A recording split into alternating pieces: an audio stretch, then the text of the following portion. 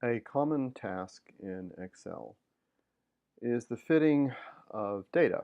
So here's a data plot of temperature versus voltage, a thermocouple calibration curve. And the data looks pretty linear. It's asking for a line to be put through it, but which line? You might hold up a ruler and say, well, approximately this line with this intercept and this slope, but what's the best fit? And after you fit a line, you might ask, well, doesn't this data bend upward a little tiny bit? Wouldn't a quadratic fit a little better? So there's a systematic way of answering that question, which is to fit the data to some model function that you choose in such a way that the difference between the model function and the fitted data measured in some fashion is as small as possible. So to formalize this, the data set is a set of points which we're going to call x sub I, y sub I. So x is the horizontal value, y the vertical value. Here x was the voltage in millivolts that the thermocouple reads, and the y sub i's are the corresponding temperatures.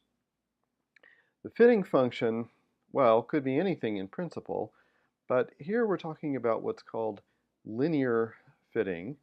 And linear fitting doesn't mean you're fitting a line. It means the function that you are fitting is a linear combination of some basis functions times some parameters. So the function f of x here is a sum of some f sub j of x, those are the basis functions, times some adjustable parameters a sub j. And the linear part of this is the fact that f here is a sum of these functions times the parameters. So f varies linearly with the parameters. So for example, if you're fitting a line, okay, then you need two basis functions. For example, just the constant function 1 and the function x, and then your fitting function would be some coefficient a0 times the first function, which is 1, plus a1 times the second function, which is x. If you were fitting a quadratic, then your three basis functions would be 1, x, and oops, this is a mistake, x squared, and then your fitting function would be a0 times the 1 plus a1 times the x plus a2 times the x squared. So having decided on the fitting function, you need some determination of what your measure of the error in the fit is. That is, if you throw a line through here, it won't go through all the points. How do you measure the distance, the difference between the points and the line? And that, once you define that error measure, then you can adjust those parameters a sub j to make that error as small as possible. So there's lots of different ways of measuring the error. One that turns out to be convenient is to take the sum of the squares of the differences between the predicted value that the curve you're throwing through the data would predict and the actual measured point. So f of x sub I, that's the predicted value at x sub I. Y sub I is the real live measured value. Here's the difference. Square it and add those up for all the data points. That is one possible measure, a very common measure, of the error in the fit. And this is called the square error because you've squared the differences. You square it because if you didn't square it, then you could make this value smaller and smaller in magnitude by moving the line down. You need the error to be non-zero, to be positive, whether or the function is too high or too low.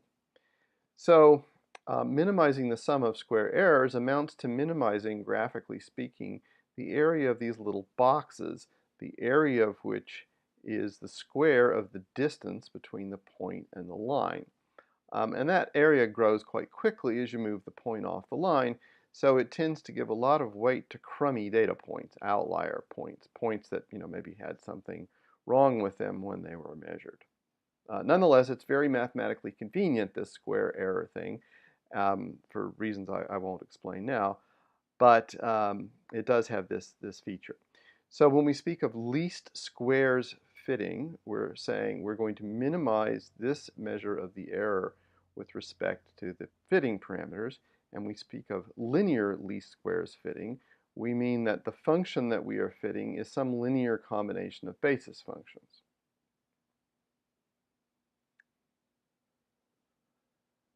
Well, fitting a line is a very convenient thing, and there are other functions, however, that might not be lines, that might be expected behaviors of data in other circumstances. For example, if you're expecting your data to be exponentially growing or exponentially decaying, then you'd really like to fit a function like this to your data. But this isn't a linear dependence on b0 and b1 because the b1's up here in the exponential. If you want to make this look like a linear combination of functions, then what you can do is take the log of your data, because the log of an exponential is a straight line. The log of y is the log of b0 plus b1 times x, and that's the equation for a line. So data that follows this rule will appear as a line on a semi-log plot in which you plot the log of y versus x. And that can then turn a nonlinear least squares fit, in which your fitting function depends not linearly on the fitting parameters, into a linear least squares fit problem in which the fitting function depends linearly. And because it turns out that linear least squares fitting is easier mathematically, that is often a good thing to do. Also, it's often a good thing to transform your data so that it looks like a straight line. And that's sort of a visual representation that you got the form of the function that the data is following correct. Another example of a common form that data sometimes follows for physical reasons is a power law. So the data is some coefficient times the argument to some power. And again, this is a nonlinear dependence on the two coefficients b0 and b1, because this power is up here in the exponent. But again, you can make this look like a line by using a log-log plot. So you plot log of the data versus log of the dependent variable. So log of y is log of b0 plus b1 times log of x. That's what happens when you take the log of this thing. And so now ln y is a linear function of ln x. That is, it is making a straight line. And the coefficients, ln b0 and b1, are linear parameters in a fitting function. So doing this transformation to a log-log plot for a power law or a semi-log plot for an exponential is useful in doing least squares fitting.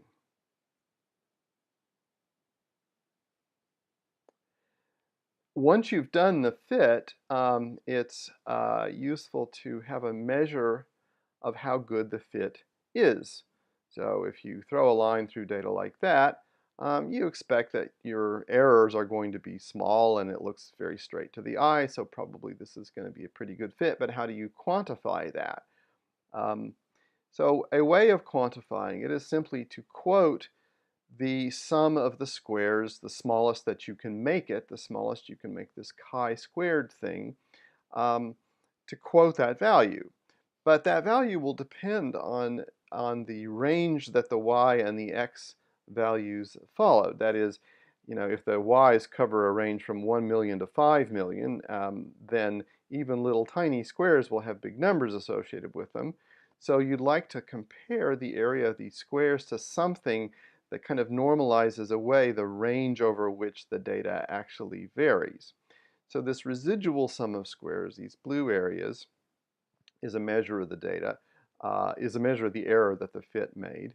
And the total sum of squares, which is just the difference between the data points and the average value squared, summed, that's really just a measure of the range over which the y values span. And so if you divide this by that, it normalizes away the scale of the data, so to speak, and gives you a relative measure of the error. And that would be a great measure of the error, because then it would be small when these little blue boxes were small and big when it was big, and so forth. And somebody some time back in history decided 1 minus that ratio would be good. I don't know why. So that an R-square value close to 1 means this residual error is small in relative terms, So the R-square value close to 1 means a very good fit.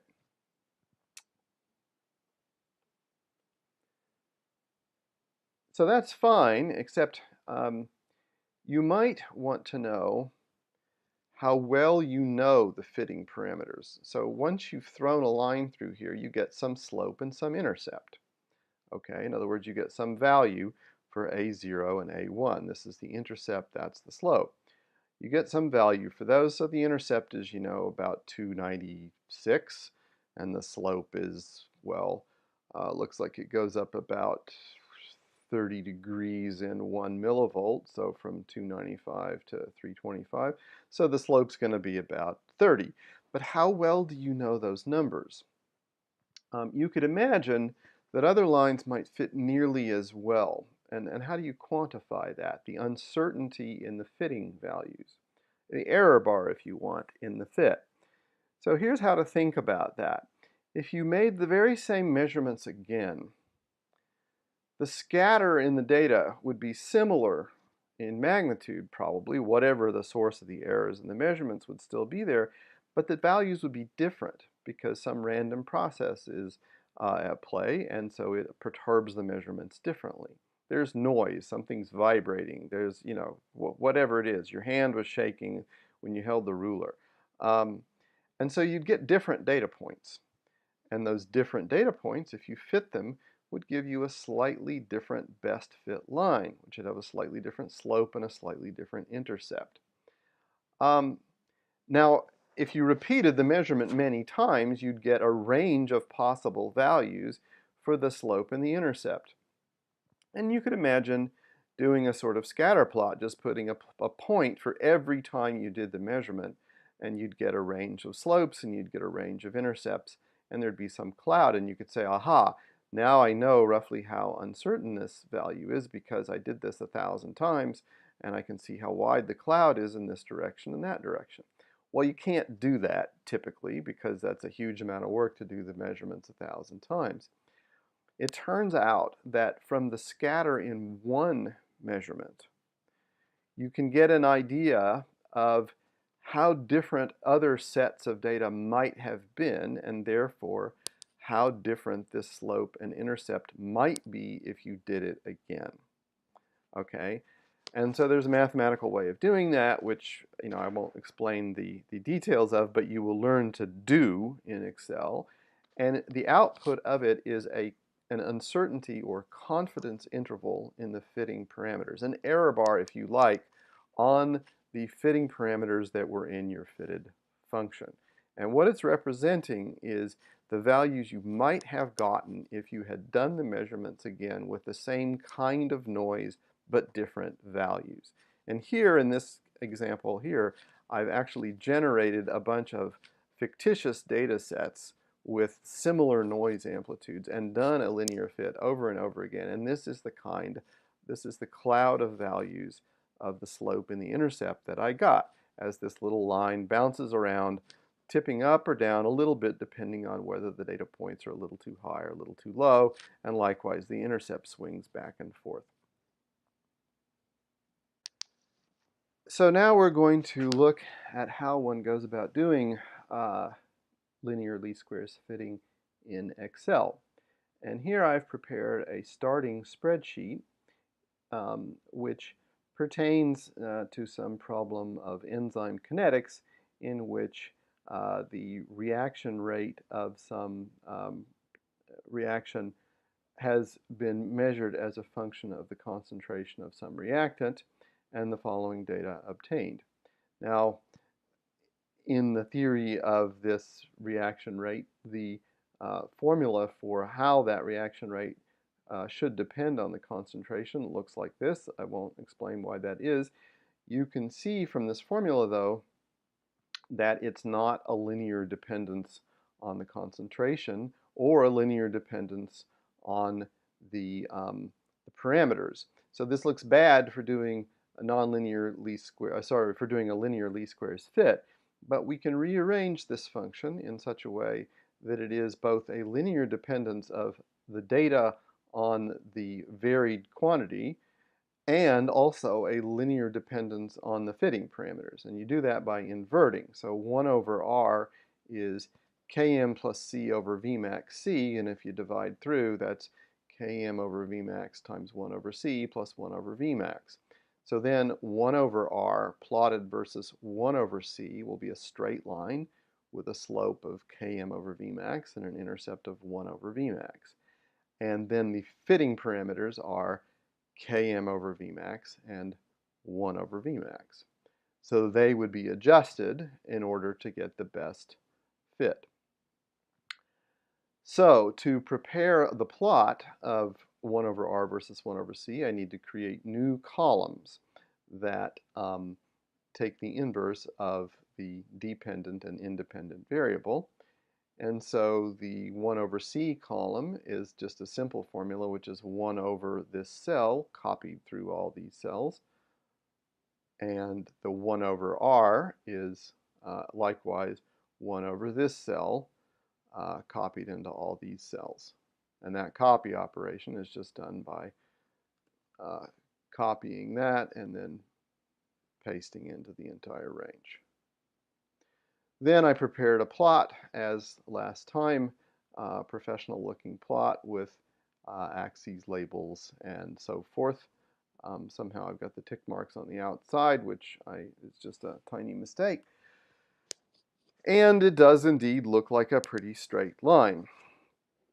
So the next step in this operation then is to go about doing a linear least squares fit of a line.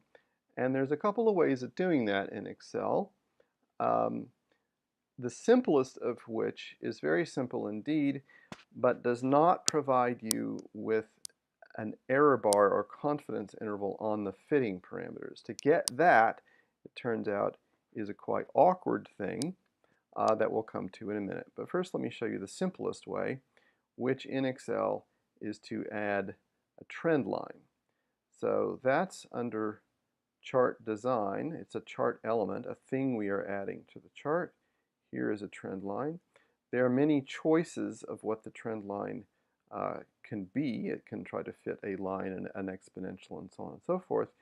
And we actually want to use more trend line options because one of those options is to show the fit itself. So we can have it display the equation. And then we can have it display the r-square value too if we want, which unsurprisingly is fairly close to 1, but that in itself doesn't tell you an error bar on the slope and the intercept. But so you can see from here that we have a value for the slope 0.2913 and a value for the intercept 0.035. And so those would be the values of this coefficient, that's the slope, Km over Vmax, and then the 0.035 would be the 1 over Vmax. And if you wanted to get back to what is Km and what is Vmax, you'd have a slight bit of algebra to do.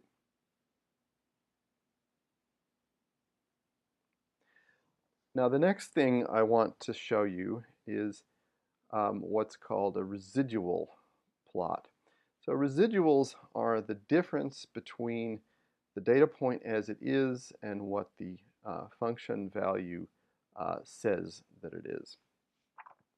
So to prepare a residuals plot, I need somehow to take that difference, which means I need a table of values that correspond to the fitted line itself. So I'm first going to build that table, and then I'm going to make a plot of, and then I'll build another table which is the difference. So the model, let's see, let's start by writing the parameters Km over Vmax here. And that was, what was it, 0.2913, and then we'll write 1 over Vmax here, and that's 0.035. And then I'll make the formula for the model right here, which is this parameter Km over Vmax turned into a constant by putting a dollar sign there, times the 1 over c value, plus this coefficient here turned into a constant by putting the dollar sign. And there we go. And now I copy this, paste it into here, and I have my model prediction. My residuals then are the difference between the model and the measured value 1 over r. And they will be small. And I'll paste them in here. So the point of doing this is to see whether there's any trend in the residuals. So I'd like to plot the residuals versus 1 over c. And so to do that, I need to make a plot, and I'm going to take a shortcut, which is to copy this plot and just paste it in, and then change the plot to plot the thing I want rather than the thing that I just copied. So I'm going to take the trend line out just by deleting it, clicking on it and deleting it. And then I'm going to change the data in the plot by control-clicking, choosing Select Data, and editing the series. So the x values are fine, but the y values need to be the residuals. And if I hit return, I get a scattery looking plot. There's no obvious trend here, and that's good. That means that the data isn't bending up or down with respect to the linear fit. And also the residuals are clearly small.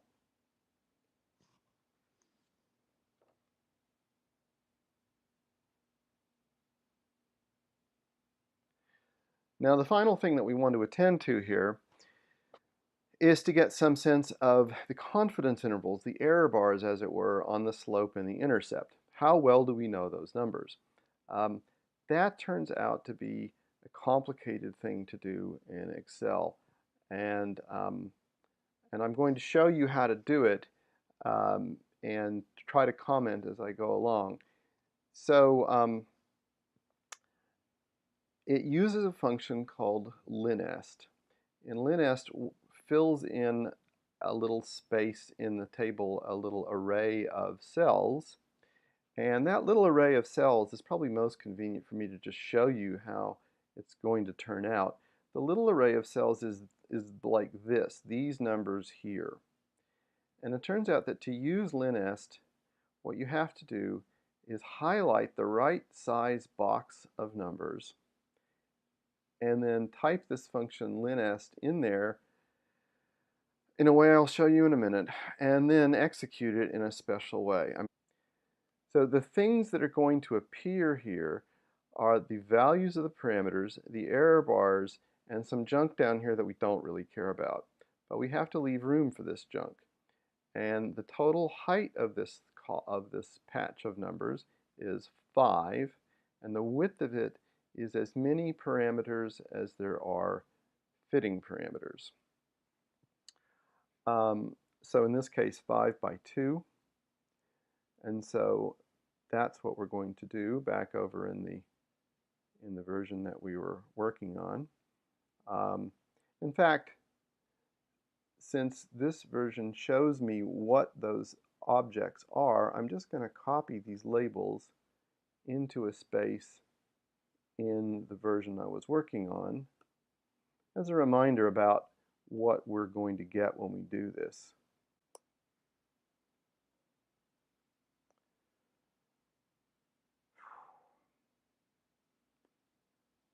So you highlight the boxes into which the numbers will go. You start typing with all of those boxes highlighted, with them all gray. You see, I didn't click into this box up here.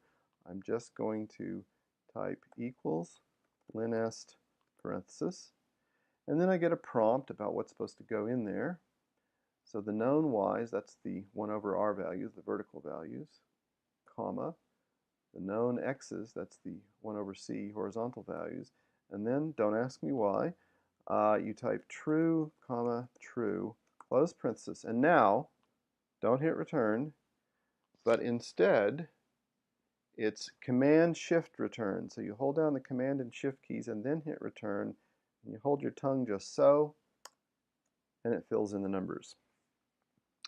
So what numbers did it fill in?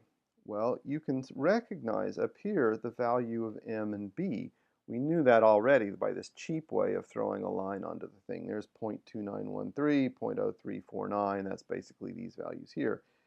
These are the ones that we went to such trouble to get. This is the error bar on the slope and the error bar on the intercept. That's how well we know those numbers. This is the R-square value, which you can see is the same as here. And this is some other junk that we don't care about for this purpose. So what we've done is to reproduce what was in this little box here. And I'm just going to copy this label as a reminder of what we just made.